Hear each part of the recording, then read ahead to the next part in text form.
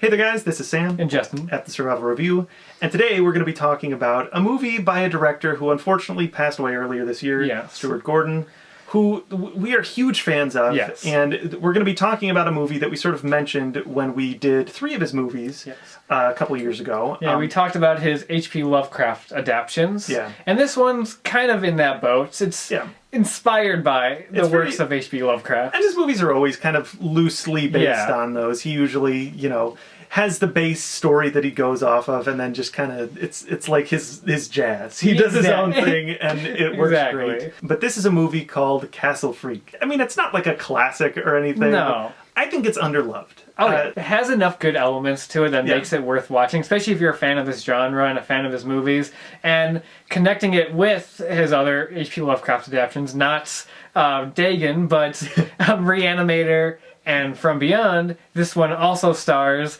Jeffrey Combs and Barbara Crampton. Yes. So it does kind of feel like a third piece to those two movies.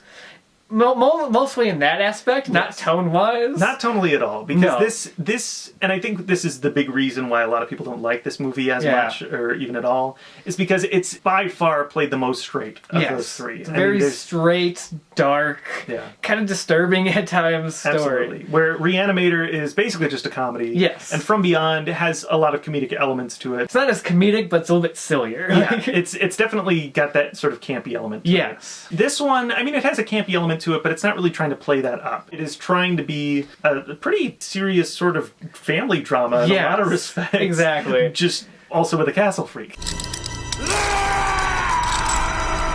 But the movie follows the family of Jeffrey Combs, his wife Barbara Crampton, and their daughter. His estranged wife, Barbara Crampton, because sometime prior, Jeffrey Combs was driving his daughter and his son home, and he was drunk, and they got into an accident, and the accident killed his son and blinded his daughter. Yeah. And basically, Jeffrey Combs has inherited this old family member's castle out in Italy, and because Charles Band had a castle that they could film in. Exactly. But he's inherited this castle, and you basically from the very get-go get the idea that Barbara Crampton is completely done with this marriage, and you have this marital struggle where he still is in love with her, and she cannot forgive him, even though he's been sober ever since this accident, and he was an alcoholic, but he's remained sober in an attempt to try and rekindle something, and he's just absolutely desperate for some kind of affection. Yeah, and Barbara Crampton's not giving him anything. Literally, the first time they get to the castle, they're just like, do you have a separate room set up for him? And they've got lots of rooms, because it's a friggin' castle. Yes, and down in the bottom area of the castle is a disfigured man who's been kept there for many years. It's a castle freak. There you go.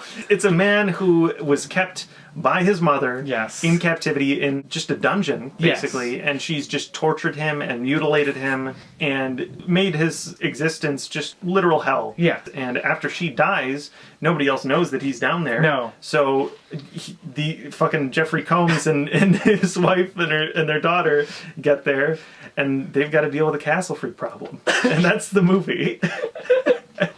Yeah, that's it. Perfect.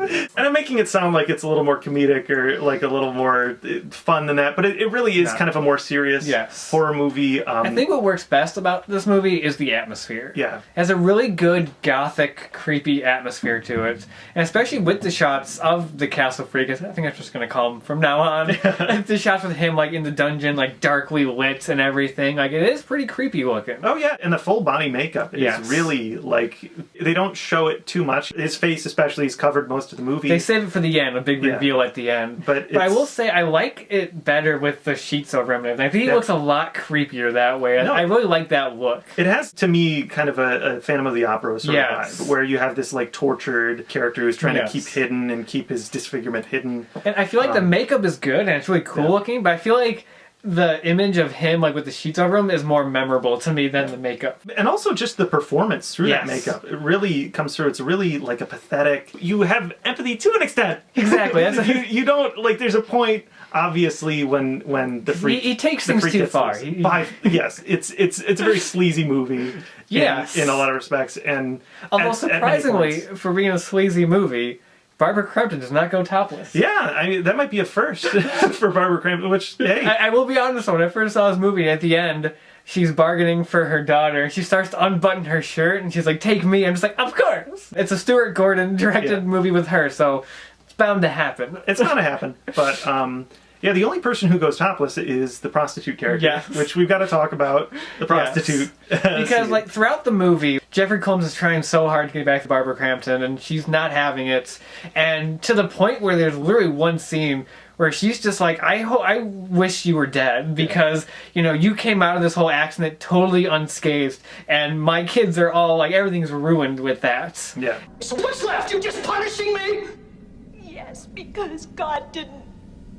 He just let you walk away without a scratch. Like, that sets him off. So, of course, he starts drinking again, and he meets up with the prostitute and brings her to the castle. Brings her to the castle where they've got wine and Yes. in the wine cellar, and what's near the wine cellar but the freak dungeon. Yes. And he watches them have sex and everything, and when the prostitute goes to leave, the freak captures her, and basically he's like, I'm gonna try to do what he did. Like, I want that. And this is when the movie becomes a Stuart Gordon film. Yes. And, I mean, the first thing you find out about the freak. yeah.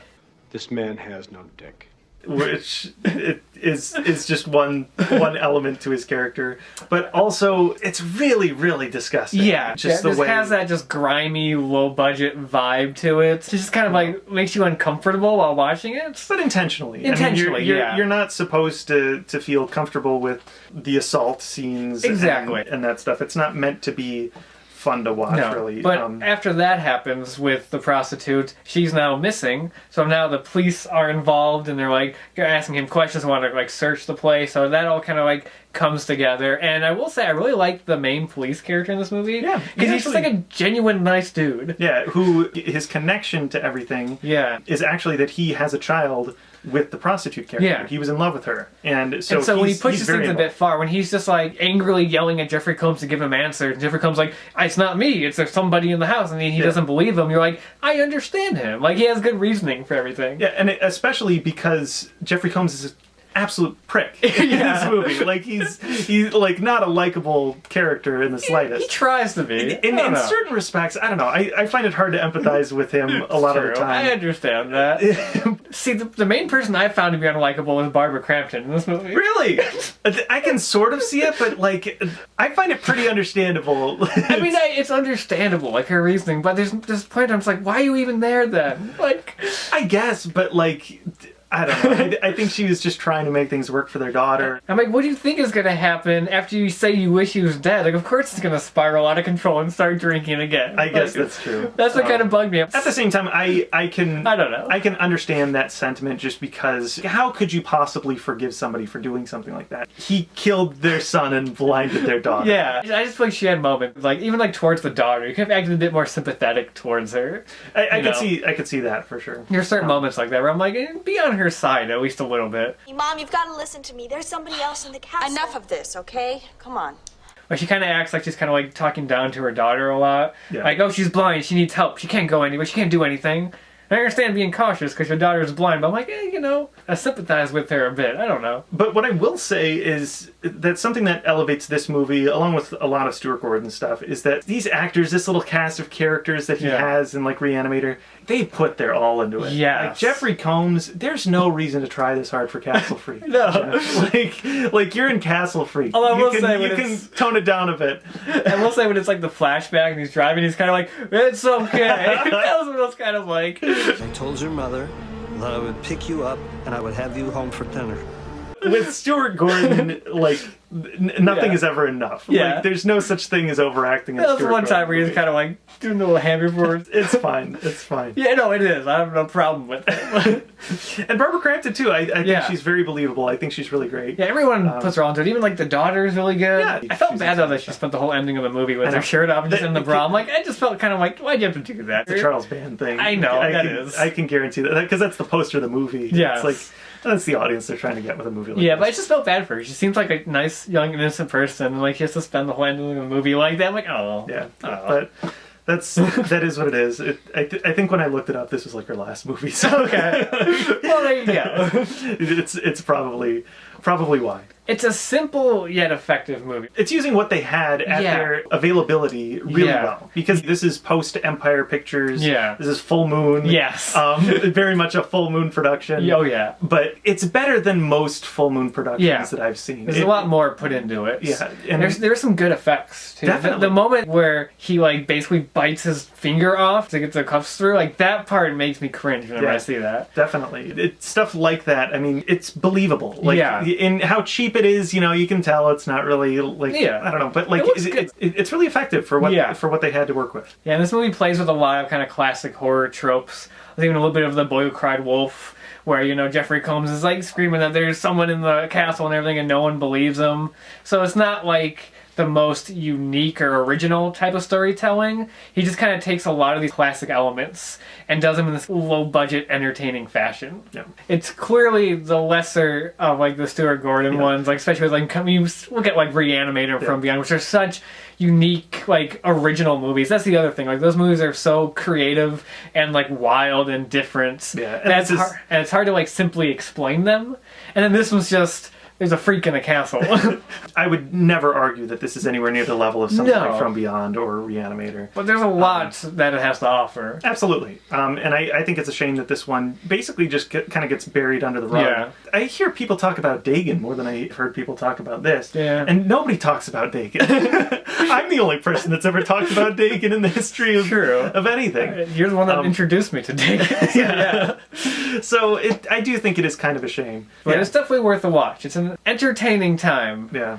I find that Stuart Gordon, even in his weaker films, really had something unique to bring to the table. There was always this kind of handmade personality to his movies. Yeah. Like, I know he got started in theater. And Yeah. his movies feel like bringing the gang back together. Yeah. And there's a clear love for the craft of it. Lovecraft. That wasn't intentional. Well, I don't even know what to say about that. But there's a clear love for, like, the genre and everything, and for making these type of movies, and he puts, like, all the effort into it, even with the limited resources that he has. Yeah. He's just a voice in horror and in film in general that is just gonna sorely be missed. Oh, yeah, for sure. I really just absolutely love his films. Yes. Even the cheaper ones like Castle Freak. Yes. There's still value to them. So that's all we've got to say about Castle Freak, a fun little hidden gem of a Stuart Gordon film that we both recommend. Not the highest of recommendations, but it's a recommendation nonetheless. Yes. And until next time, we'll see you guys later.